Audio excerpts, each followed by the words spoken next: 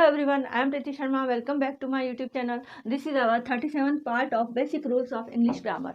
In our previous videos, we have learned many topics of English grammar like noun, pronoun, adjective, articles, active voice, passive voice, and many topics. Okay, today we are going to learn an important topic of English grammar, that is verbs. What are verbs? Verbs क्या होते हैं? A verb is a word which is used for saying something about action of subject. Verbs वो words होते हैं जो किसी sentence में किसी सब्जेक्ट के द्वारा, कर्ता के द्वारा या डूअर के द्वारा किसी एक्शन को शो करते हैं.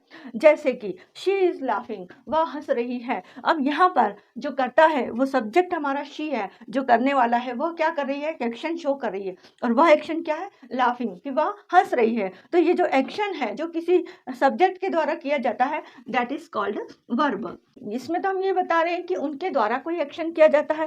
जैसे ही इज प्लेइंग फुटबॉल, वह फुटबॉल खेल रहा है. तो यह एक्शन किसके द्वारा हो रहा है? सब्जेक्ट के द्वारा हो रहा है. यहाँ पर भी है दे डू देयर वर्क, वह अपना काम करते हैं. तो डू यहाँ पर क्या है? एक एक्शन है, और इस एक्शन को हम क्या कहेंगे? वर्ब कहेंगे, कि वे अपना काम करते हैं. Ram goes to the market, Ram market जाता है. तो राम यहाँ पर एक एक्शन शो कर रहा है कि वह मार्केट जाता है. गोज यहाँ पर क्या हो गया? एक वर्ब हो गया. Radha did many works yesterday, Radha ने कल बहुत सारे काम किए.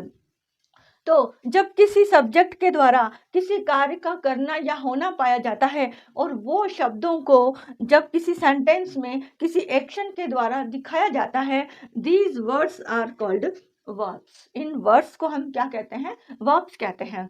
और a verb is a word that states something about a person or a thing. या फिर वर्ब वो वर्ड्स होते हैं जो किसी व्यक्ति या वस्तु के ऊपर होने वाले एक्शन को शो करते हैं. उनके ऊपर जो एक्शन होता है उन्हें शो करते हैं. जैसे ही इज हैंडसम, वह हैंडसम है. अब यहाँ पर जो ही है, जो भी हमारा सब्जेक्ट है, वो कोई एक्शन शो नहीं कर रहा है, बल्कि उसके ऊपर कोई चीज दिखाई जा रही है. जैसे ही इज बिजी, वह बिजी है. अब यहाँ पर जो डूअर है, जो करता है, वो कोई एक्शन नहीं कर रहा है, लेकिन उसके बारे में बताया जा रहा है कि वह क्या है? बिजी है. तो यहाँ जो इज है, that is also a verb. जैसे शी फील्स एंग्री, वह अपने आप में बहुत गुस्से में है या बहुत गुस्सा फील कर रही है. तो यहाँ पर जो वर्ब है उसमें ये बताया जा रहा है कि वह क्या है? एंग्री है. इसके द्वारा कोई एक्शन नहीं हो रहा है, लेकिन उसके ऊपर एक्शन हो रहा है. जैसे शुगर इज स्वीट, शुगर क्या है? मीठी है. तो शुगर मीठी है, शुगर के लिए बोला जा रहा है. तो जब किसी थिंग या पर्सन के लिए कुछ बोला जाए, that is also a verb. जैसे शी वॉज सैड, वह क्या है? दुखी थी, वह दुखी थी. अब अभी इस सेंटेंस में वो कोई एक्शन नहीं कर रही है, लेकिन उसके ऊपर एक्शन हो रहा है कि वह दुखी थी. तो यहाँ पर ये जो वॉज है, that is also a verb. Verbs कितने प्रकार के होते हैं? There are mainly two types of verbs. Verbs को हम टू पार्ट्स में डिवाइड कर देते हैं. They are main verbs and auxiliary verbs. Main verbs and auxiliary verbs. Main verbs and auxiliary verbs. What is the meaning of auxiliary? Auxiliary का meaning होता है सहायक, जो सहायता करते हैं. So they are also called helping verb. इन्हें हम हेल्पिंग वर्ब भी कह सकते हैं, क्योंकि यह मेन वर्ब की हेल्प करने के लिए आते हैं. Main verbs are also called lexical verb. Lexical verbs, जो मेन वर्ब होते हैं, वो किसी सेंटेंस में मेन एक्शन को शो करते हैं. और जब मेन एक्शन को शो करने के लिए उनकी हेल्प के लिए जो वर्ड्स आते हैं, they are called auxiliary verbs. और ये जो ऑक्सिलरी वर्ब्स हैं, ये इस मेन एक्शन के टाइम को शो करते हैं. जैसे एक हमने पढ़ा था, शी इज लाफिंग, वह हंस रही है. अब लाफिंग यहाँ पर मेन वर्ब है. Laughing is a main verb, लेकिन वो हंस रही है, उसके टाइम को शो कर रहा है कि फिलहाल इस स्थिति में, प्रेजेंट में वह हंस रही है. तो ये प्रेजेंट टेंस को शो कर रहा है, मतलब टाइम को शो कर रहा है. यदि हम ऐसा लिखें शी लाफिंग, तो ये सेंटेंस गलत हो जाएगा. वह हंस रही, अब है आएगा कि थी आएगा, कब हंस रही है हमें टाइम का पता नहीं है, अभी हंस रही है या पहले हंस रही थी या कल हंसेगी।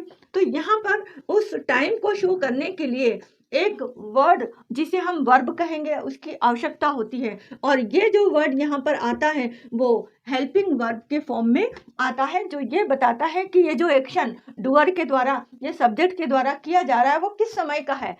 यदि हम यहाँ लिखते हैं शी वॉज लाफिंग, तो ये बताता है कि वह पहले हंस रही थी, मतलब ये पास्ट की बात हो जाती है कि वह हंस रही थी। या फिर शी विल बी लाफिंग, वह हंस रही होगी। अब यहाँ पर फ्यूचर टेंस को बता रहा है कि वह हंस रही होगी। शी वॉज लाफिंग, वह हंस रही थी। शी इज लाफिंग, वह हंस रही है। तो ये जो वर्ब है यहाँ पर, these are called helping verb and these are main verbs. ठीक है, अब जैसे हम लिखते हैं शी लाफ्स, वह हंसती है। शी लाफ्स, वह हंसती है। इसमें टाइम निश्चित नहीं है कि वह कब हंसती, कभी भी हंस सकती है। जैसे ही प्लेज, वह खेलता है। अब वो खेलता है, इसमें कोई फिक्स टाइम नहीं दिया हुआ है कि वो पहले खेल रहा था या अभी खेल रहा है या कभी परसों कल परसों खेलेगा, इसमें टाइम का निश्चित नहीं है। तो इस टाइप के सेंटेंस भी हमारे प्रेजेंट टेंस, पास्ट टेंस और फ्यूचर टेंस में होते हैं, जिन्हें हम प्रेजेंट इंडेफिनेट में रखते हैं, पास्ट इंडेफिनेट में या फिर फ्यूचर इंडेफिनेट में। इस टाइप के सेंटेंस होते हैं जिसमें हमें हेल्पिंग वर्ब की आवश्यकता नहीं होती है। तो यहाँ पर जो सेंटेंस के साथ किसी सेंटेंस में दो वर्ड्स होते हैं, उनमें से एक हेल्पिंग वर्ब होता है और एक मेन वर्ब होता है। कई बार ये मेन वर्ब ही सीधे सब्जेक्ट के साथ लग जाता है और कई बार हमें मेन वर्ब के साथ हेल्पिंग वर्ब को लगाना होता है। ठीक है, अब ये मेन वर्ब को हम फिर 2 पार्ट्स में डिवाइड कर सकते हैं, transitive verb and intransitive verb. Intransitive verb, अकर्मक एंड सकर्मक, इन्हें हम हिंदी में कहते हैं अकर्मक क्रिया और सकर्मक क्रिया, जिनमें कर्म मीन्स ऑब्जेक्ट होता है, जिन सेंटेंस में ऑब्जेक्ट भी होता है। जैसे ही किल्ड अ स्नेक, उसने एक सांप को मारा। अब यहाँ पर यदि ही किल्ड केवल ये लिखते कि वह उसने केवल मारा, तो हमें पता नहीं होता किसको मारा, इसके साथ एक ऑब्जेक्ट भी है। तो ही किल्ड अ स्नेक, उसने एक सांप को मारा, यह क्या है, ऑब्जेक्ट को साथ में रखे हुए हैं। इस टाइप के सेंटेंस को हम ट्रांजिटिव वर्ब कहते हैं। और इंट्रांजिटिव वर्ब में जैसे शी लाफ्स, वह हंसती है, इसमें कोई ऑब्जेक्ट नहीं है। शी स्लीप्स, वह सोती है। ही प्लेज, वह खेलता है। और यहाँ पर कोई ऑब्जेक्ट नहीं है, और जब ऑब्जेक्ट नहीं होता है तो इस टाइप की वर्ब्स को हम इंट्रांजिटिव वर्ब्स कहते हैं। ठीक है, तो ये हमने ट्रांजिटिव और इंट्रांजिटिव को समझा है, जो मैंने आपको पहले मेरी वीडियोस में पढ़ा चुकी हूँ। यदि आपको इससे डिटेल में पढ़ना है तो आप मेरी वीडियो नंबर 28 को आप देख सकते हैं, उसमें मैंने डिटेल में पढ़ाया हुआ है। आज हम पढ़ेंगे ऑक्सिलरी वर्ब्स। ऑक्सिलरी वर्ब्स क्या होती हैं? ऑक्सिलरी वर्ब्स को हम फिर 3 पार्ट्स में डिवाइड कर सकते हैं। ऑक्सिलरी वर्ब्स, इनको हम 3 पार्ट्स में पढ़ेंगे। First, primary auxiliary verb, second, modal auxiliary verbs, और थर्ड, मार्जिनल ऑक्सिलरी वर्ब्स। ठीक है, प्राइमरी ऑक्सिलरी वर्ब्स के मेनली 3 पार्ट्स होते हैं, to be, to have and to do. जो प्राइमरी ऑक्सिलरी वर्ब्स हैं, इन्हें हम फिर 3 पार्ट्स में डिवाइड करके पढ़ेंगे। पहला पार्ट है हमारा to be, second to have and third है टू डू। टू बी में आ जाते हैं हमारे जो ऑक्सिलरी वर्ब्स हैं main, is, am, are, was, were. Mainly ये 5 वर्ड्स हैं जो हमारे टू बी में आ जाते हैं। सेकंड है टू हैव। टू हैव में आएंगे हमारे हैज, हैव एंड हैड। और टू डू में आ जाते हैं हमारे do, does and did. These all are auxiliary verbs. ये ऑक्सिलरी वर्ब्स मेन वर्ब की हेल्प के लिए आती हैं और ये उस सेंटेंस में टाइम को क्लियर करती हैं कि ये जो सेंटेंस है वो पास्ट टेंस का है, प्रेजेंट टेंस का है या फ्यूचर टेंस का है। मॉडल ऑक्सिलरी वर्ब्स में हमारे सारे मॉडल्स आ जाते हैं, जैसे can, could, may, might, will, would, shall, should, must और टू। मेनली यही होते हैं, can, could, may, might, will, would, shall, should, must और टू। और ये मॉडल्स को हम नेक्स्ट वीडियो में पढ़ेंगे। अभी हम सिर्फ प्राइमरी ऑक्सिलरी वर्ब्स की बात करेंगे। मार्जिनल ऑक्सिलरी वर्ब्स होते हैं हमारे used to, dare and need. ये जो 3 वर्ड्स होते हैं, used to, dare and need, ये भी हम एक तरीके से मॉडल की कैटेगरी में रखते हैं, लेकिन इन्हें डीपली हम मार्जिनल ऑक्सिलरी वर्ब्स में डिवाइड कर देते हैं। जो मार्जिनल ऑक्सिलरी वर्ब्स में यूज्ड टू, डेयर और नीड को रखा जाता है और बाकी इन मॉडल्स को मॉडल ऑक्सिलरी वर्ब्स में रखा जाता है। आज हम पढ़ेंगे प्राइमरी ऑक्सिलरी वर्ब्स। इन तीनों टाइप्स को हम आज डिटेल में पढ़ेंगे, ठीक है। फर्स्ट हम ले लेते हैं primary auxiliary verbs.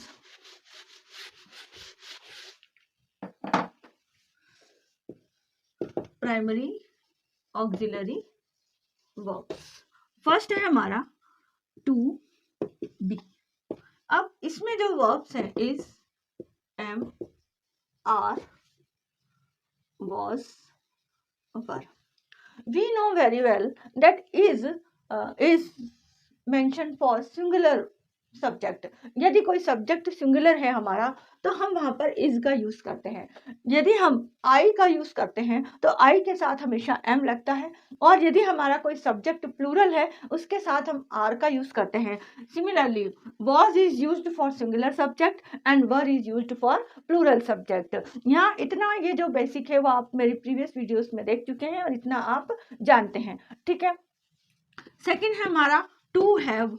To have में हैज और हैव ये दोनों सिंगुलर सब्जेक्ट के लिए यूज होते हैं, जैसे शी हैज अ कार या आई हैव अ कार। अब आई भी यहाँ पर मैं सिंगुलर हूँ, है ना। यू हैव अ कार, तो यू भी एक सिंगुलर व्यक्ति के लिए कहा जा सकता है, और प्लूरल के लिए भी दे हैव अ कार, उनके पास एक कार है। और हैड जो है ये सिंगुलर प्लूरल दोनों के लिए आता है, ये भी दोनों के लिए आ सकता है, ये भी आ सकता है। हैड सिंगुलर और प्लूरल दोनों के लिए पास्ट टेंस में यूज किया जाता है। ये प्रेजेंट टेंस में यूज होता है, ये पास्ट टेंस में यूज होता है। ये प्रेजेंट टेंस में यूज होते हैं, ये पास्ट टेंस में यूज होते हैं। और इसी तरह से है हमारा टू डू। इसमें भी डज और डू जैसा फंक्शन हैव का है वैसा ही डू का है। आई के साथ हैव भी आता है, और आई क्योंकि मैं सिंगुलर हूं तो भी हैव आ रहा है, लेकिन दे प्लूरल है तो भी उनके साथ हैव आ रहा है। इसी तरह से डू भी, आई डू दिस वर्क, मैं यह काम करती हूँ, तो मेरे लिए सिंगुलर के लिए भी डू आ रहा है। And they do their work, वो अपना काम करते हैं, उनके से प्लूरल है तो भी उनके लिए डू का यूज हो रहा है। और डिड ये पास्ट टेंस के लिए, ये प्रेजेंट टेंस के लिए और ये पास्ट टेंस के लिए। अब इनका यूज हम किसी सेंटेंस में कैसे करते हैं वो हम आगे देखेंगे। Use of auxiliary verbs. Auxiliary verbs का use mainly we know that sentences are of 4 types: affirmative sentences, negative sentences, interrogative sentences and interrogative negative sentences। तो हम इनमें इन sentences में auxiliary verbs का यूज देखने जा रहे हैं, ठीक है। फर्स्ट हम सेंटेंस ले लेते हैं और इन्हीं सेंटेंसेस को हम हमारे प्रेजेंट टेंस, पास्ट टेंस और फ्यूचर टेंस तीनों के रूप में करेंगे, ठीक है। जैसे हमने लिया हमारा फर्स्ट प्रेजेंट टेंस। प्रेजेंट के ये पूरे ये अफर्मेटिव सेंटेंस जो कि क्या होते हैं हमारे स्वीकारात्मक वाक्य होते हैं। नेगेटिव सेंटेंस ये हमारे नकारात्मक होते हैं। इंट्रोगेटिव सेंटेंस ये हमारे प्रश्नात्मक होते हैं। एंड इंट्रोगेटिव नेगेटिव सेंटेंसेस जो प्रश्नात्मक है लेकिन नहीं के रूप में है। अब प्रेजेंट में भी हम ले लेते हैं पहला सिंपल इंडेफिनेट। ये प्रेजेंट सिंपल या प्रेजेंट इंडेफिनेट। प्रेजेंट सिंपल में हमारा जो सेंटेंस बनेगा, जैसे हमने लिखा ही प्लेज, वह खेलता है, ठीक है, वह खेलता है। अब प्रेजेंट इंडेफिनेट का हम सेंटेंस बनाने जा रहे हैं सारे ही। यहाँ पर कोई भी ऑक्सिलरी वर्ब का यूज नहीं हुआ है और जो मेन वर्ब है इस मेन वर्ब के साथ एक एस का यूज किया गया है, ठीक है। लेकिन नेगेटिव सेंटेंस और इंट्रोगेटिव नेगेटिव सेंटेंस, इन तीनों में हमें हेल्पिंग वर्ब की आवश्यकता होती है, जबकि अफर्मेटिव में हेल्पिंग वर्ब आना या ऑक्सिलरी वर्ब आना जरूरी नहीं है। अब नेगेटिव, यदि इसी का ही हमें नेगेटिव बनाना है तो हमें हेल्पिंग वर्ब को लाना होता है, और जब भी ऑक्सिलरी वर्ब आती है तो यहाँ पर जो मेन वर्ब होती है वो हमेशा V1 के फॉर्म में आएगी और यहाँ पर हो जाएगा प्ले, एस हट जाएगा। भाई ऑक्सिलरी वर्ब हमेशा ये कहते हैं कि जब हम आ गए हैं तुम्हारी हेल्प के लिए तो अब आपको किसी एस और ईएस की हेल्प लेने की आवश्यकता नहीं है। ये सेंटेंस आपको मैं कई बार बता चुकी हूँ। ये आपको ध्यान रखना है कि जब भी ऑक्सिलरी वर्ब्स या हेल्पिंग वर्ब्स किसी सेंटेंस में आ जाती है तो वहां पर जो मेन वर्ब होता है वो हमेशा फर्स्ट फॉर्म में आता है, V1 के फॉर्म में आता है। फिर हमें उसमें SES या ED लगाने की आवश्यकता नहीं होती है। जब डज नॉट यहाँ पर आ गया है, और डू और डस का यूज आपको पता है, डस हमेशा सिंगुलर सब्जेक्ट के लिए आता है और डू प्लूरल सब्जेक्ट के लिए आता है, लेकिन आई के साथ भी, आई और यू के साथ भी डू का यूज किया जाता है। अब इंट्रोगेटिव मतलब प्रश्नात्मक, तो यही हेल्पिंग वर्ब या ऑक्सिलरी वर्ब प्रश्न के या क्वेश्चन के फॉर्म में आएगी, तो यह पहले आगे आ जाएगी और अब क्वेश्चन बनेगा डज ही प्ले, क्या वह खेलता है। अब इसका जो सेंटेंस बनेगा हिंदी में वो कहेंगे क्या वह खेलता है, डज ही प्ले, और इंट्रोगेटिव नेगेटिव में आ जाएगा डज ही नॉट प्ले, क्या वह नहीं खेलता है, ठीक है। ये हमारा हो गया प्रेजेंट इंडेफिनिट। यहाँ पर ये हेल्पिंग वर्ब का मेन या इंपॉर्टेंट रोल होता है, ठीक है। अब यदि हम प्रेजेंट कंटिन्यूस का सेंटेंस बनाएं, इसी को ही हम प्रेजेंट कंटिन्यूस के सेंटेंस में चेंज करें तो यहाँ पर हो जाएगा ही इज प्लेइंग।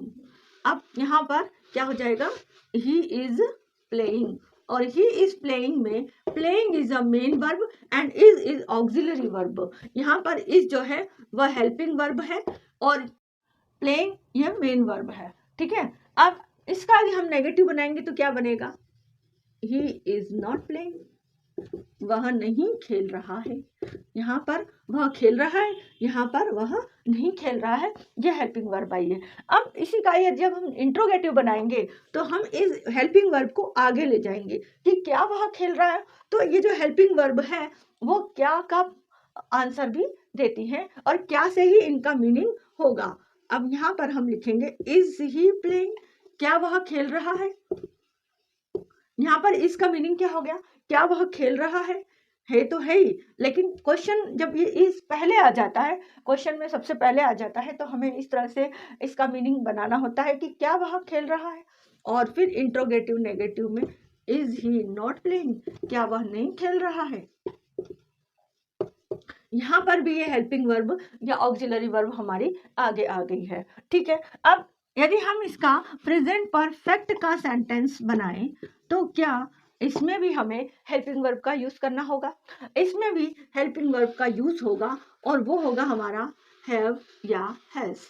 हैव का यूज हमें पता है, या तो आई के लिए या फिर प्लूरल सब्जेक्ट के लिए, आई या यू के लिए या प्लूरल सब्जेक्ट के लिए, और हैज हमेशा सिंगुलर सब्जेक्ट के साथ आता है। जैसे she has done her work, वह अपना काम कर चुकी है।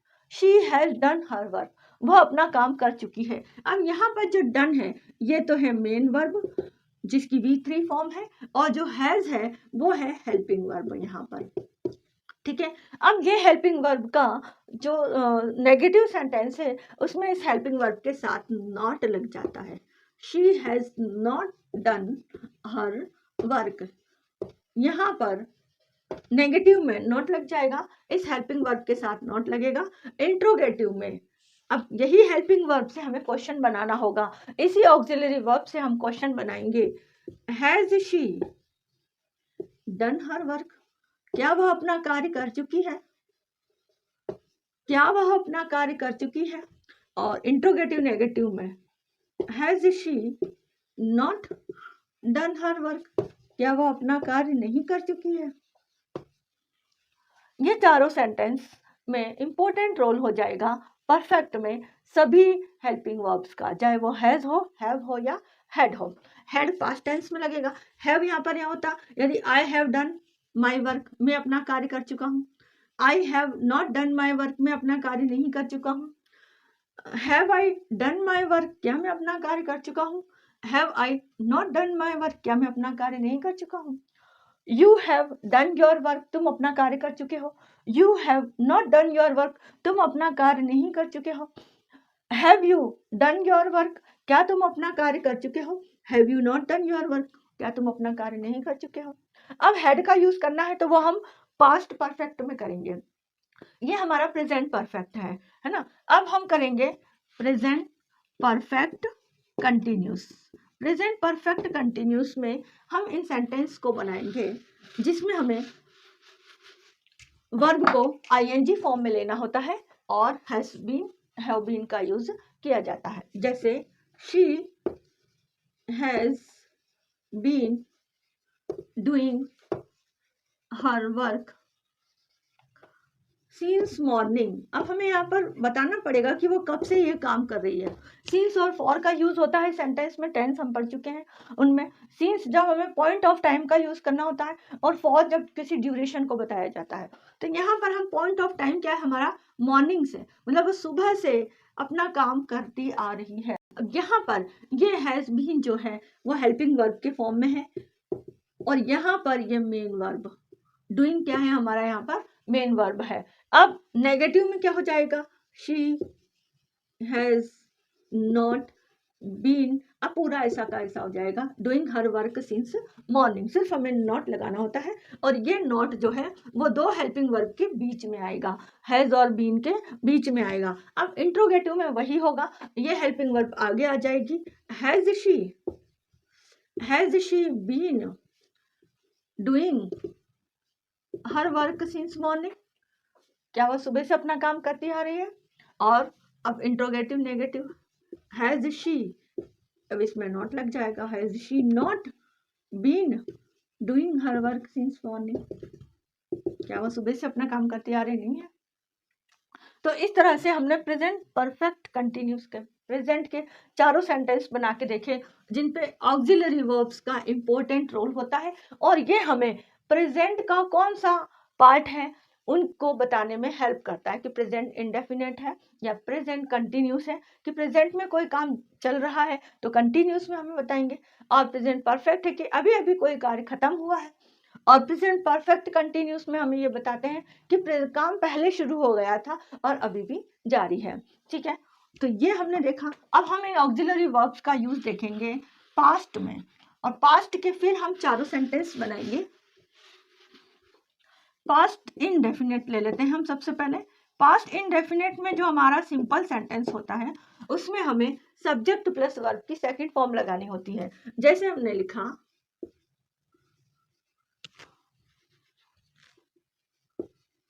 दे सेंग अ सॉन्ग, उन्होंने एक गाना गाया। अब कोई कुछ दो चार जने हैं, उन लोगों ने एक गाना गाया। यहाँ पर ये अफर्मेटिव सेंटेंस है, यहाँ पर कोई भी हेल्पिंग वर्ब का यूज नहीं हुआ है और ये जो मेन वर्ब है ये V2 के फॉर्म में है, यहाँ पर वर्ब की सेकंड फॉर्म में है, दे सेंग अ सॉन्ग। नेगेटिव बनाना होगा तो अब हमें नेगेटिव इंट्रोगेटिव और इंट्रोगेटिव नेगेटिव बनाने के लिए हमें हेल्पिंग वर्ब का यूज करना होगा। दे डिड नॉट, नॉट कभी अकेला नहीं आता है, नॉट अपने साथ लेकर आता है हेल्पिंग वर्ब को, और नॉट इतना डरता है कि हैज बीन, जब दो हेल्पिंग वर्ब आ जाते हैं तो वो उनके बीच में आता है, हैज नॉट बीन, है ना। तो आपको ध्यान रखना है कि ये नॉट आएगा तो ये अकेला नहीं आएगा, अपने साथ अपनी हेल्प के लिए हेल्पिंग वर्ब लेकर आएगा, और हेल्पिंग वर्ब जब भी आ जाएगा तो वो मेन वर्ब से कहेगा कि अब तुम्हें सेकंड फॉर्म में आने की जरूरत नहीं है, मैं आ गया हूं, अब तुम अपने वास्तविक रूप में आ जाओ। तो तुम्हारा जो ओरिजिनल V1 फॉर्म है उस V1 में आ जाओ। तो V1 फॉर्म क्या हो जाएगा इसका, सिंग, सिंग सेंग संग, संग उसका थर्ड फॉर्म होता है, तो अपने V1 फॉर्म में आ जाएगा। ये इसका V1 फॉर्म है। They did not sing a song, उन्होंने गाना नहीं गाया, they did not sing a song. ठीक है, अब इंट्रोगेटिव में हम हेल्पिंग वर्ब अब इम्पोर्टेंट हो जाता है इस सेंटेंस में। हेल्पिंग वर्ब कहेगा अब मैं ही क्वेश्चन शुरू करूंगा, तो यही क्वेश्चन पूछेगा, did they sing a song, क्या उन्होंने गाना गाया। भले वो आगे आए चाहे बीच में आए, यदि ये आ गया है तो वर्ब जो मेन वर्ब है वो अपने ओरिजिनल फॉर्म में, अपने V1 फॉर्म में ही आएगी। Did they sing a song, क्या उन्होंने गाना गाया, क्या उन्होंने एक गाना गाया। और इंट्रोगेटिव नेगेटिव में did they not sing a song, क्या उन्होंने एक गाना नहीं गाया। ये था हमारा पास्ट इंडेफिनिट। ठीक, अब हमें बनाना है पास्ट कंटिन्यूस। पास्ट कंटिन्यूस में हम क्या बना सकते हैं, they are singing a song, they were singing a song, वे गाना गा रहे थे। They were singing a song. When I reached there, कुछ भी कह सकते हैं कि जब मैं वहां पहुंचा, they were singing a song, वह गाना गा रहे थे। ठीक है, अब इसका नेगेटिव क्या बनेगा, they were, यहाँ पर हेल्पिंग वर्ब आया है, कंटिन्यूस में हेल्पिंग वर्ब आ गया है मेन वर्ब के साथ, तो अब वो क्या करेंगे, they were not, यहाँ पर हेल्पिंग वर्ब पहले से आया हुआ था तो नॉट को आने में देर नहीं लगी। they were not singing a song, वे गाना नहीं गा रहे थे। अब इसका इंट्रोगेटिव क्या हो जाएगा, वर दे, हेल्पिंग वर्ब से ही इसका शुरू होगा कि क्या वह गाना गा रहे थे। वर दे सिंगिंग अ सॉन्ग, क्या वह गाना गा रहे थे। और इंट्रोगेटिव नेगेटिव में क्या हो जाएगा, were they not singing a song, were they not singing a song. ठीक है, तो इस तरह से कंटिन्यूस में भी यह हेल्पिंग वर्ब मेन वर्ब के साथ एक इम्पोर्टेंट रोल प्ले करता है। ठीक, अब हम देख लेते हैं पास्ट परफेक्ट। पास्ट परफेक्ट में हमें हैड का यूज करना होता है, और हैड जब भी आता है, हैज, हैव, हैड जब भी आते हैं किसी सेंटेंस में तो अपने साथ वर्ब की थर्ड फॉर्म लेकर आते हैं। ठीक है, अब यहाँ पर वर्ब की थर्ड फॉर्म आ जाएगी, दे हैड संग अ सॉन्ग, वे गाना गा चुके थे, वे एक सॉन्ग गा चुके थे। When I reached there, जब मैं वहां पहुंचा, they had sung a song, वह गाना गा चुके थे। अब नेगेटिव में हम क्या बना लेंगे, they had not sung a song, वह गाना नहीं गा चुके थे। शायद वो गाना सुनने ही वहां गया हो और वो जब वहां पहुंचा तो वे गाना नहीं गा चुके थे। they had not sung a song। अब वो पूछेगा किसी से, had they, क्या वह गाना गा चुके थे। had they sung a song, जब भी had, has, have आ रहा है तो आपको वर्ब की मेन वर्ब की थर्ड फॉर्म ही रखनी है, और यहाँ पर सेम आपको had they not sung a song, क्या वे गाना नहीं गा चुके थे। ठीक है, had they not sung a song, क्या वे गाना नहीं गा चुके थे। अब यही हमें परफेक्ट कंटिन्यूस में रखना है। परफेक्ट कंटिन्यूस में ये हेल्पिंग वर्ब यहाँ भी आएगी, परफेक्ट कंटिन्यूस में भी आएगी ये हेल्पिंग वर्ब, ये मेन वर्ब, और मेन वर्ब हमेशा यहाँ पर वर्ब की थर्ड फॉर्म में। अब हमें परफेक्ट कंटिन्यूस में हमें सेंटेंस बनाना होगा, they had been singing a song, they had been singing a song for 2 hours, वह 2 घंटे से, अब ये क्या ड्यूरेशन है टाइम का, तो ड्यूरेशन के साथ हमें फॉर लगाना होता है। They had been singing a song for 2 hours, 2 घंटे से वह गाना गाते आ रहे थे। ठीक है, 2 घंटे से वे गाना गाते आ रहे थे।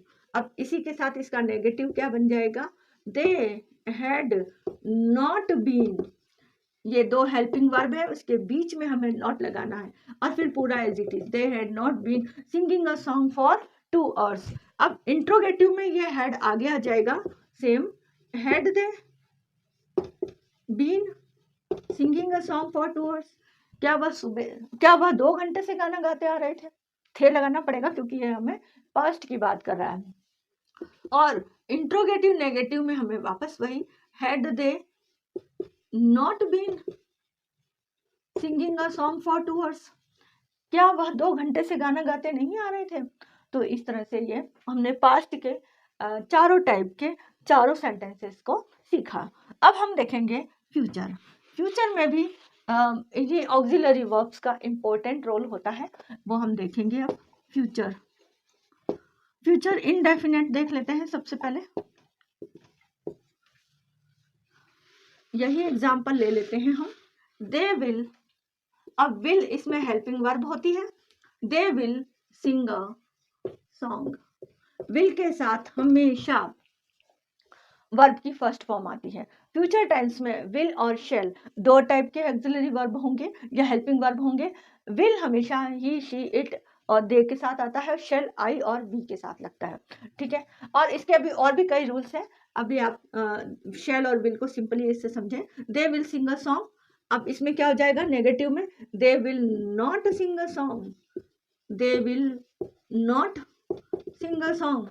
और इंट्रोगेटिव में विल आगे आकर के क्वेश्चन पूछेगा, यही auxiliary verb, will they sing a song, will they not sing a song.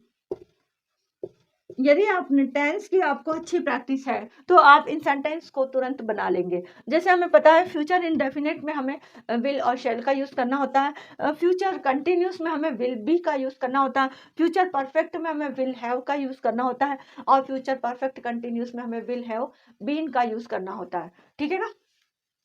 तो अब हमारा ये था फ्यूचर इंडेफिनिट। फ्यूचर कंटिन्यूस में, फ्यूचर कंटिन्यूस में हम देखेंगे तो यहाँ पर विल बी आ जाएगा, और विल बी के साथ हमेशा वर्ब की हमें वर्ब के साथ हमें ing लगाना होगा। They will be singing, they will be singing a song, they will be singing a song. अब यहाँ पर क्या हो जाएगा, they will be, they will not be, they will not be singing a song, वो गाना नहीं गाएंगे। They will be singing a song, वह गाना गा रहे होंगे, वे एक गाना गा रहे होंगे, वे एक गाना नहीं गा रहे होंगे। और क्या वे एक गाना गा रहे होंगे, will they be singing a song, क्या वे एक गाना गा रहे होंगे। और जब हमें इसका इंट्रोगेटिव नेगेटिव बनाना है, will they not be singing a song, क्या वे एक गाना नहीं गा रहे होंगे। इनको आपको बनाना बहुत इजी है यदि आपको टेंस का पूरे वर्ड्स पता हो कि हेल्पिंग वर्ब कौन से टेंस में कौन सी हेल्पिंग वर्ब लगेगी, फिर ये चारों सेंटेंस आप इजीली बना सकते हो। ये है फ्यूचर कंटिन्यूस में ये ऑक्सिलरी वर्ब्स का यूज इस तरीके से किया जाता है। ये भी ठीक है। अब हम पढ़ेंगे फ्यूचर परफेक्ट। फ्यूचर परफेक्ट में हमें देखना होगा विल हैव का यूज होगा। दे विल हैव, और जब हैव आ जाता है तो हम जानते हैं कि वर्ब की थर्ड फॉर्म लगानी होती है। तो अब हमारा सेंटेंस क्या बनेगा, दे will have sung a song, they will have sung a song, वे एक गाना गा चुके होंगे। इसका हिंदी मीनिंग क्या होगा, वे एक गाना गा चुके होंगे। अब उसी तरह से नेगेटिव बना लो, they will not have sung a song, they will not have sung a song, वे एक गाना नहीं गा चुके होंगे, वे एक गाना नहीं गा चुके होंगे। अब इसका interrogative, will they have sung a song, क्या वे एक गाना गा चुके होंगे। Will they have sung a song, क्या वे एक गाना गा चुके होंगे। विल दे हैव नॉट संग अ सॉन्ग, क्या वे एक गाना नहीं गा चुके होंगे। विल दे हैव नॉट संग अ सॉन्ग। ये बन गया हमारा परफेक्ट फ्यूचर परफेक्ट, ठीक है। अब फ्यूचर परफेक्ट के बाद हमें लेना होगा future perfect continuous. Future perfect continuous में काम पहले ही शुरू हो चुका है और वह फ्यूचर में आगे तक जारी रहेगा। उसके लिए हमें क्या करना होगा, विल हैव बीन लगाना होगा, और जब विल हैव बीन लग जाएगा तो वर्ब के साथ हमें ing लगाना होता है। They will have been singing a song, since morning, वह सुबह से एक गाना गाते आ रहे होंगे। वह सुबह से एक गाना गाते आ रहे होंगे, मतलब काम तो सुबह ही शुरू हो गया था और अभी भी संभावना है कि वो कंटिन्यू चल रहा होगा काम, इसलिए हम उसे फ्यूचर टेंस के परफेक्ट कंटिन्यूस में रखेंगे। They will have been singing a song since morning, और फिर इसमें क्या बन जाएगा, they will not have been singing a song since morning, और will they have been singing a song, will they have been singing a song since morning, will they have not been singing a song since morning, they will have been singing a song since morning, वह सुबह से एक गाना गाते आ रहे होंगे। they will not have been singing a song since morning, वह सुबह से एक गाना नहीं गाते आ रहे होंगे। Will they have been singing a song since morning, क्या सुबह से वो एक गाना गाते आ रहे होंगे।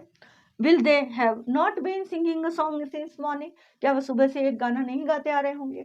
तो ये था हमारा फ्यूचर परफेक्ट कंटिन्यूस। इस तरह से हमने प्रेजेंट, पास्ट और फ्यूचर तीनों के चारों टाइप्स, इंडेफिनेट, कंटिन्यूस, परफेक्ट और परफेक्ट कंटिन्यूस के चारों टाइप, अफर्मेटिव, नेगेटिव, इंट्रोगेटिव और इंट्रोगेटिव नेगेटिव सेंटेंस को बनाना सीख लिया है। इन ऑक्सिलरी वर्ब्स का एक यूज और है एज ए लिंकिंग वर्ब। इन ऑक्सिलरी वर्ब्स को हम लिंकिंग वर्ब के फॉर्म में भी देख सकते हैं। जैसे लिंकिंग वर्ब क्या होते हैं, लिंकिंग वर्ब नेम से ही क्लियर है कि ये वर्ब को ये वर्ब लिंक करने के काम आएंगे। अब ये किसको लिंक करेंगे, ये करेंगे सब्जेक्ट और उसके कॉम्प्लीमेंट को, सब्जेक्ट और उसके कॉम्प्लीमेंट को लिंक करेंगे।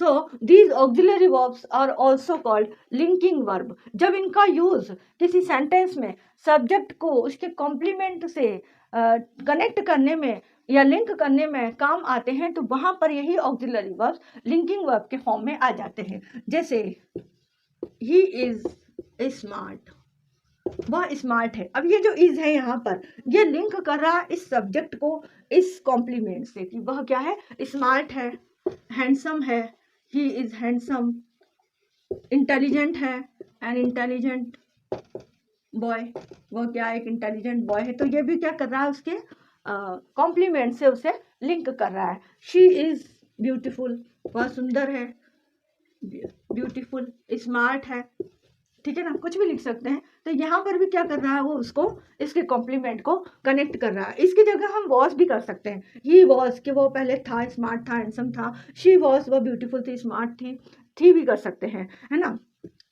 दे आर स्टूडियस, मतलब बहुत पढ़ाकू हैं, इन्हें हम क्या कह सकते हैं, स्टूडियस। या दे आर इंडस्ट्रियस, मतलब बहुत मेहनती हैं। तो यहाँ पर भी हमने क्या किया है, आर जो वर्ड है यहाँ पर, ये ऑक्सिलरी वर्ब है और ये क्या कर रहा है, इनको लिंक करने का काम कर रहा है। जैसे ही इज बिजी, यहाँ पर प्रोनाउन की जगह नाउन भी आ सकता है। जैसे राकेश इज बिजी, किसी का नेम लिख दो, रोहन, मोहन, सोहन, रोहन, है ना, कुछ भी नाम लिख सकते हो। He is busy, Radha, Jaya is busy. तो यहाँ पर भी क्या है कि इसके कॉम्प्लीमेंट को क्या कर रहा है, कनेक्ट करने का काम कर रहा है। जैसे शुगर इज स्वीट, शुगर क्या है, मीठी है, तो शुगर को ये कॉम्प्लीमेंट दिया है कि वह क्या है, मीठी है। तो यहाँ पर भी ये शुगर क्या है, स्वीट है, इसको इसके कॉम्प्लीमेंट के साथ इसको कनेक्ट किया है। ही इज अ डॉक्टर, वह क्या है, डॉक्टर है। अब यहाँ पर डॉक्टर, इंजीनियर, क्लर्क, टीचर, जो भी आप लिखना चाहो, तो ये इस कॉम्प्लीमेंट के साथ इसको कनेक्ट किए हुए हैं। तो यहाँ पर इस तरह के दे आर स्टूडेंट्स, वह स्टूडेंट्स हैं, they are teachers, they are doctor. तो यहाँ पर भी डॉक्टर और दे को कनेक्ट करने का काम आर ने किया है, तो वहाँ पर इनका वर्क क्या हो जाता है, लिंक करने का काम हो जाता है। और लिंक जब ये करते हैं तो उसे क्या कहते हैं, हम लिंकिंग वर्क कहते हैं। जैसे आई फील ग्रेट, मैं बहुत ग्रेट महसूस कर रही हूँ, करती हूँ। तो आई फील यहाँ पे जो वर्ब है वो क्या कर रहा है हमारे को, ग्रेट। मेन वर्ब भी कई बार इस तरह के काम करते हैं, जैसे आई फील ग्रेट, और फील ने क्या किया है, ग्रेट और आई को कनेक्ट करने का काम किया है। तो कई बार मेन वर्ब भी करते हैं, लेकिन ऑक्सिलरी वर्ब्स का यूज हम ज़्यादा देखते हैं। ठीक है, तो आज का हमारा ये वीडियो यहीं पर ख़त्म होता है। नेक्स्ट वीडियो में हम पढ़ेंगे model auxiliary verbs. Thank you.